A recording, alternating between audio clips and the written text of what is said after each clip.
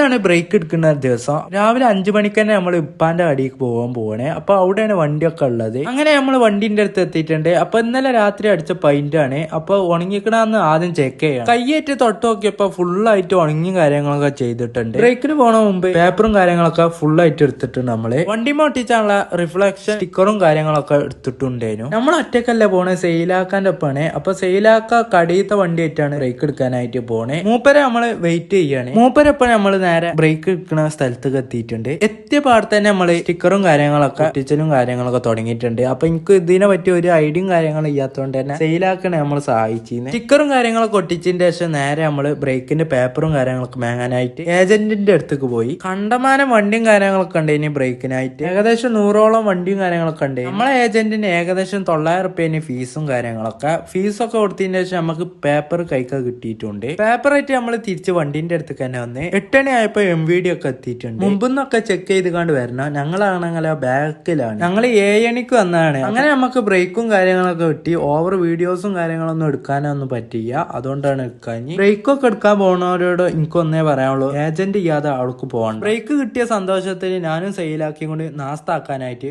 പോയി. നമ്മൾ ഓർഡർ ആക്കിയതാണെങ്കിൽ നല്ല ചൂടുള്ള പൊറാട്ടയും ബീഫ് കറിയും. നാസ്താക്കിന്റെ ശേഷം സെയിലാക്കാൻ ഇറക്കിയതിന്റെ ശേഷം ഞാൻ തിരിച്ച് നമ്മള് പെരി പോകുന്നത്. അപ്പൊ ഇത്ര നമ്മളെ വീഡിയോ ഫോളോ ചെയ്ത അടുത്ത വീഡിയോ കാണാം. Okay bye.